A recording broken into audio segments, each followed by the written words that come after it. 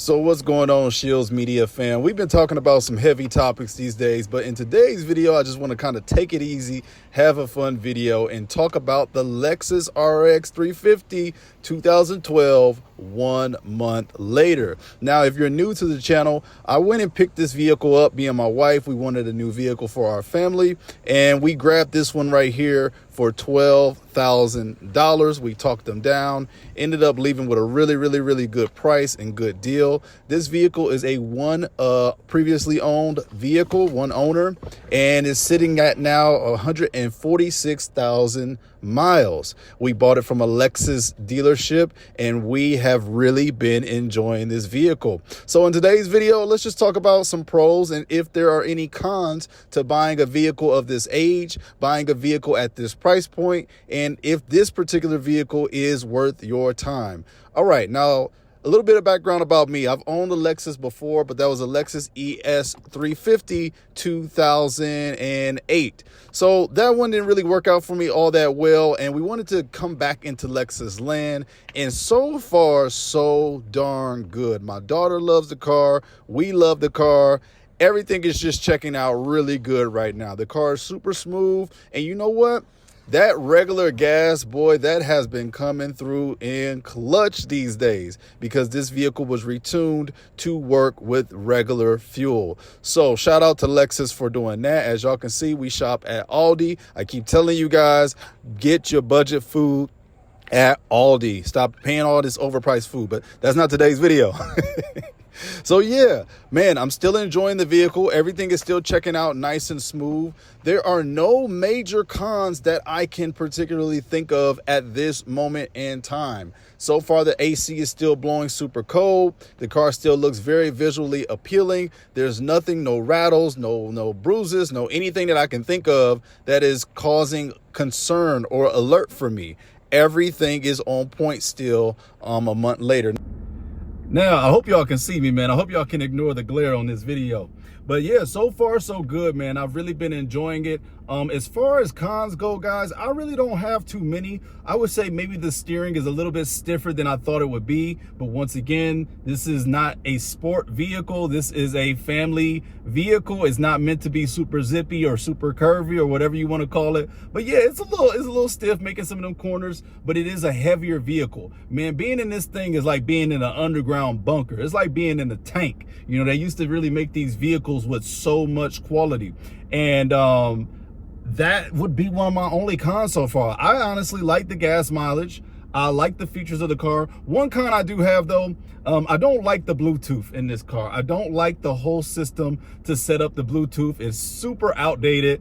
You have to go through so many manual button presses and all this other stuff, which is very odd to me because in the 2012 Toyota Camry, it was almost completely Bluetooth. You just get in, you use the touchscreen and you go, but this vehicle does not have a touchscreen, as you guys know. It doesn't have the navigation feature that the other Lexus models are equipped with. So I found that a little interesting that the 2012 Toyota Camry had a touchscreen with this great Bluetooth system and speaker system, but this 2012 Lexus RX base, it's kind of a pain to get through all of the Bluetooth options, guys. So that was a little bit of a drawback for me. I'm nitpicking right now, though. I'm nitpicking.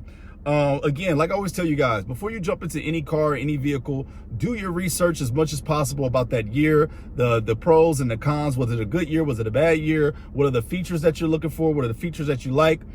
Because it's very important. You know, I really enjoy this car right now, and I think we're going to stick with this for a while.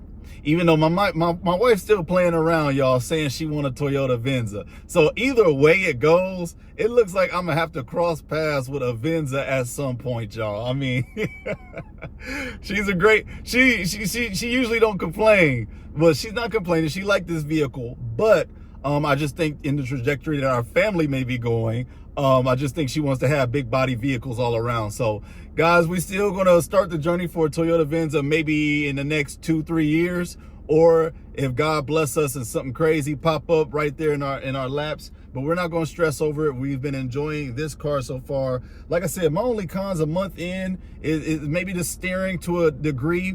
but that's more of the mechanic of a bigger car. I'm used to sedans, so that's maybe me just getting used to a bigger car. And I'm not the biggest fan of the Bluetooth setup. Once you got it going though, it's great. I mean, I just get in the car, it automatically recognizes my phone, and we're all clutch, we're all good to go. But if you are looking for a used vehicle, man, I always tell everybody in all of my vehicle help videos, once again, choose something that resonates with you. Stop looking to choose something because you think it's going to make you look cool. You think it's going to validate you in the parking lot. You think it's going to validate you at work. You think it's going to make you look awesome to people at the stoplight. Stop choosing cars for that reason. Choose cars for utility, because at the end of the day, they are just vehicles. All right, guys, it's just four wheels and a motor that gets you from point A to point B. Yeah, you can enjoy your time that you're in one, but it's not the end all be all, right? Don't go into major debt for no car. Like I said, this joint was grabbed for $12K. I think 10 to 12K is a beautiful price point if you're looking for something that's going to last you for a little bit, got a little bit of luxury, got a few features, and modern reliability. I'm gonna stop sleeping on this, I'm gonna call it mid-age reliability. Like I said in one video before, guys, I think 2010 through like 2017 cars are the best vehicles ever made right now in this era, outside of the 90s, right? Outside of that 90s run, I think that the 2010s to like 2017, some of the best cars ever. I will say, if I had to fine tune that, I would go 2012 to like 2017. That's my beautiful price point. Age point that I think you should aim for. So save up to your 10K, get you a 10K, take care of your emergency fund, man, and then go buy a vehicle outright, guys. Don't waste your money in financing, because financing is getting worse and worse and worse. Make sure if you do finance, make sure you got a good income flow coming in, and you can knock that thing out in 6 months to a year. Knock it out in 6 months to a year, and you're golden, man, and you're golden. But yeah, let me take y'all from down here real quick, take one more look. Like I said, I just wanted to kind of nerd out about the vehicle today. I didn't really want to hit y'all with nothing too heavy, but I'm really enjoying this. I really enjoy this car, guys. I'm not gonna hold you, I'm not gonna lie to you. How do I open this thing? Oh, there you go. Yes, sir. Yeah, buddy, I like it. I'm old school. I like these traditional features, even though sunroofs is cool. I've never been too crazy about sunroofs. Y'all love sunroofs, man? I don't know. We're gonna go ahead and close that.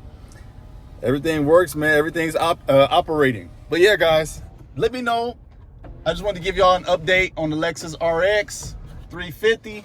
We're still enjoying the car. It's still a $12K well spent, and I have no regrets with my cheap car. Shout out to anybody who know what I'm referring to. But yeah, I love y'all. God bless. Have a beautiful day. We'll be back with the motivational content, financial content, and other videos. But I just wanted to do something a little different and just give y'all good vibes today. God bless. Peace.